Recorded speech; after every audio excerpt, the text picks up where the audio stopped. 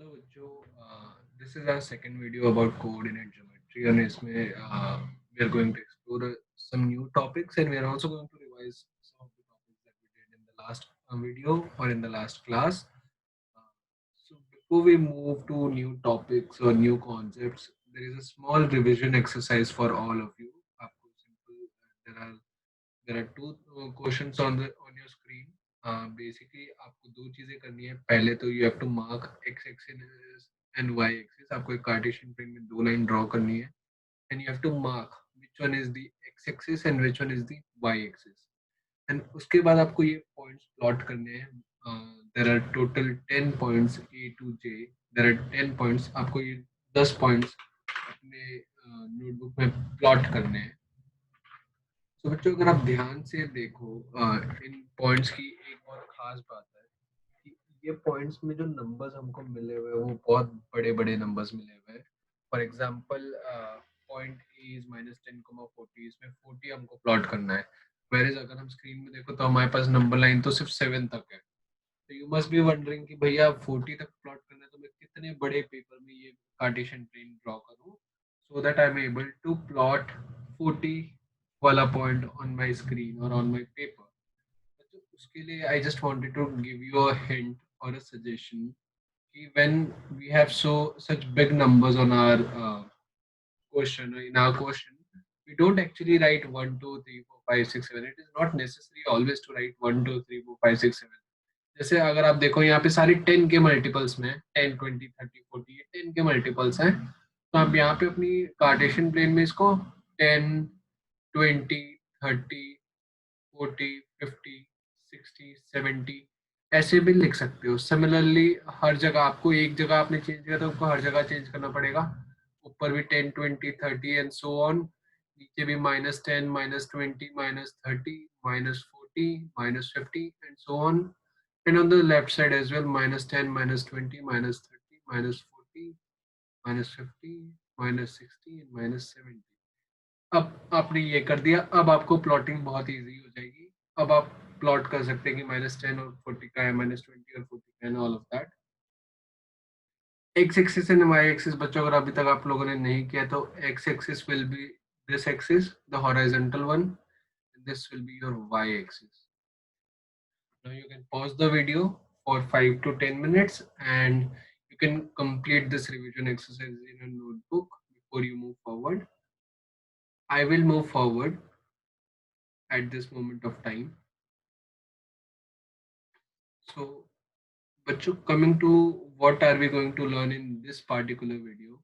हम आज के वीडियो में क्या पढ़ने वाले हैं? So basically there are few terms in coordinate geometry that we use very frequently. Those terms being abscissa, ordinate, coordinate, quadrants, or and also we are going to do some of the questions based on these three concepts: abscissa, ordinate, coordinate, and quadrant. तो बच्चों we'll start with first two terms, abscissa and ordinate, and उससे ही हम coordinate पे भी पहुंच जाएंगे. तो बच्चों अभी तक हमको ये पता है, this is what we have learn, कि अगर मेरे को एक पॉइंट दिया हुआ है, let us suppose the point is 1,7. तो इसमें से ये जो 1 वाला पार्ट है, दिस इज माय x, और ये जो y वाला पार्ट है दैट विल बी 7. जो पहला नंबर है दैट इज x एंड जो दूसरा नंबर है वो 7 है. तो बच्चों एब्सिसा और ऑर्डिनेट कोई बहुत कॉम्प्लिकेटेड स्टफ नहीं है. ये सिंपल चीजें हैं कि जो आपका x की वैल्यू जैसे यहाँ पे 1 है वो आपका एब्सिसा है. जो आपकी y की वैल्यू है that is your ordinate. x के बदले आप एब्सिसा भी बोल सकते हो एंड y के बदले you can say ordinate. And ये जो कंप्लीट ब्रैकेट है, जो ये कंप्लीट ब्रैकेट 1,7 का है, this is known as coordinate. When I was teaching this in the class, a lot of you said कि भैया कोऑर्डिनेट से ही एब्सिसा और ऑर्डिनेट निकलते हैं. तो even that is a way to look at it कि हमारा जो ऑर्डिनेट होता है ये कंप्लीट ब्रैकेट होता है. कोऑर्डिनेट से ही हमारा ऑर्डिनेट एब्सिसा निकलता है विच इज 1 हियर, और ऑर्डिनेट भी निकलता है which is 7 here. So this 7 is ordinate and this 1 is our abscissa for point 1, 7. Similarly अगर मैं आपको कुछ और एग्जांपल दूं, जैसे 2,3 अगर मैं आपको बोलूं, तो इसमें हमारा 2 will be the abscissa and 3 will be the ordinate, और ये 2,3 in itself is the coordinate of the point. I hope this is clear. आप खुद की अंडरस्टैंडिंग के लिए एक बार चेक कर लेना कि इसमें आपका आंसर क्या निकल रहा है, आप इसमें से एब्सिसा और ऑर्डिनेट किसको कंसीडर कर रहे हो। तो बच्चों 3 is abscissa and 0 is ordinate. To help you better understand this concept, मैंने ये सिंपल एक नोट भी बनाया है इसके लिए। For any point x, y, जो पहला वर्ड नंबर होता है that is x and the second number is y. So x is our abscissa, y is our ordinate, and the entire bracket is known as the coordinate of the point. At this moment, again, you can pause the video, you can make notes, and whatever is comfortable with you, do it. I would highly suggest कि आप यहाँ पे note बना लो इन points का, and खास करके ये diagram बना लो। When you make diagram you make mental pictures, and इससे आपको कनेक्शन बनाने में इजी होता है और आपको याद जल्दी इजी रहता है। ग्रेट। मूविंग फॉरवर्ड बच्चों, there are a few practice questions for all of you. काफी सिंपल प्रैक्टिस क्वेश्चंस हैं। There is only one complicated question, वो मैं आपको बताऊंगा। रेस्ट ऑफ द थिंग्स के लिए please take 5 minutes of your time and just practice the concept of abscissa, ordinate and coordinate. You can pause the video at this moment.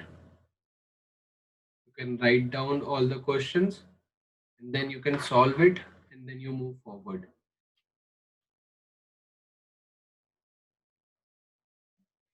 बच्चों जो second वाला question है उसके लिए मैं आपको एक एग्जांपल बता देता हूँ। सो सेकंड वाले क्वेश्चन में हमको 2,8 एक पॉइंट दिया हुआ है, कोऑर्डिनेट है।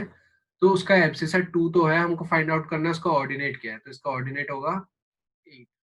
8 ही यहाँ पे ऑर्डिनेट है। सिमिलरली एब्सिसा सेकंड वाले में 3 होगा और ऑर्डिनेट 4 होगा। इसमें हमको दिया हुआ है एब्सिसा -1 है और ऑर्डिनेट 2 है। इसको हम कैसे लिखेंगे? This will become -1, comma. Similarly आप इसको भी फिल करो और इसको भी फिल करो। क्वेश्चन नंबर 3 एक बार ध्यान से देखना। क्वेश्चन नंबर 3 में बोला एक पॉइंट P है 2,4 and there is a point Q -3,7। We have to find the value of abscissa of P plus ordinate of Q. So abscissa of P क्या है? Abscissa of P is 2. यहाँ पे देखो abscissa is the first one, is 2 plus ordinate of Q का ordinate, the second one is 7. So it will become 2 plus 7. Your answer will become 9. Now this is a very important question, बच्चों. This has come a lot of time in examinations. It is a very exam based question which actually tests your concept. So please solve it properly and make sure you're getting the perfect answer here and you're understanding the concept.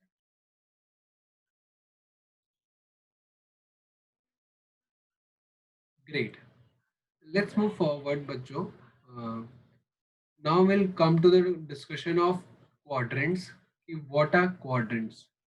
So बच्चों, if you look at your paper where you have drawn a graph, whenever I draw two lines जो ऐसे perpendicular है एक दूसरे को, जो ऐसे cross बना रही हैं, the paper will be divided into 4 equal parts. So the first part would be this, the second part would be this, the third part and the fourth part. ये 4 part में हमारा divide हो रहा है। इन parts को ही हम quadrants कहते हैं। So this will be our first quadrant. This is our first quadrant. This is our second quadrant. This is third and this is fourth. And बच्चों इनका ऑर्डर हमेशा यही रहता है, हमेशा this one is first, this one is second, this one is third and this one is fourth. आप इसका order change नहीं करते। ये ऐसे टॉप से स्टार्ट होके एंटी क्लॉक डायरेक्शन में जाता है, and this is the law and this is the rule. आप इसको चेंज नहीं कर सकते। आप इसको सेकंड नहीं बोल सकते या इसको फर्स्ट नहीं बोल सकते। ये जैसा है आपको एग्जैक्टली उसी मैनर में कंटिन्यू करना है। तो बच्चों अब आपके पास जितने भी पॉइंट्स आएंगे इस ग्राफ पे, या तो वो किसी क्वाड्रेंट पे लाई करेंगे या तो किसी एक्सिस पे लाई करेंगे। अब इसका मतलब क्या है? मैं आपको समझाऊंगा थ्रू एन एक्सरसाइज जो आपने स्टार्टिंग में रिवीजन एक्सरसाइज के लिए पॉइंट्स प्लॉट किए हैं अपने नोटबुक में, उसमें जाओ एक बार।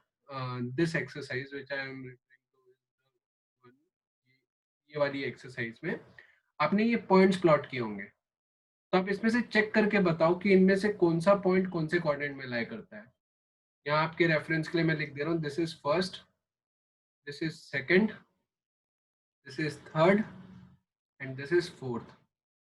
मैं आपको एक एग्जांपल सॉल्व करके दिखाता हूँ। मैं आपको पॉइंट ए, पॉइंट सी और पॉइंट डी सॉल्व करके दिखाता हूँ। तो अगर आप पॉइंट ए देखो, -10, 40, तो ये मेरे 10, 20 थे, -10, 20, 30, 40। तो मेरा जो पॉइंट ए है, -10 पे यहाँ पे आएगा और -40 पे यहाँ पे। This point will become somewhere here. This is my point A. अब ये पॉइंट कहाँ लाया जाता है? सेकंड क्वाड्रेंट में। So this is my second quadrant. Point C, 40, -20, 40 is this, ये 4 के बदले 40 हो जाएगा, एंड -20, ये 4 -2 के बदले -20 हो जाएगा। So this point will come here.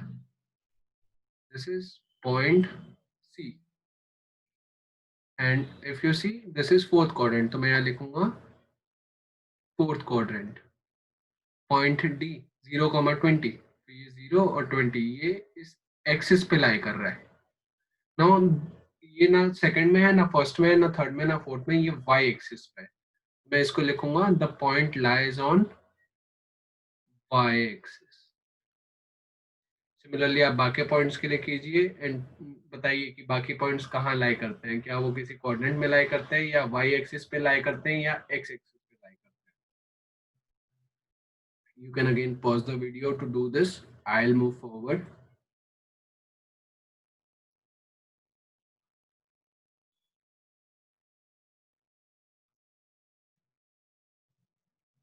So again, for your practice, I have made this questions. Once you are done with the revision questions, आप इसको भी practice कर सकते हैं अपने notebook में।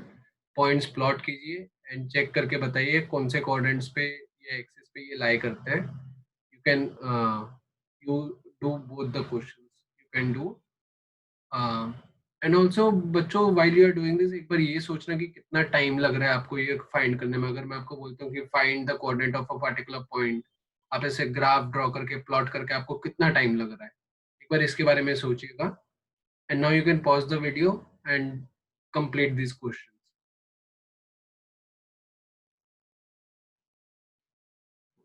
आई होप आप सबने वीडियो पॉज किया होगा और आपने क्वेश्चन अटेम्प्ट कर लिए होंगे।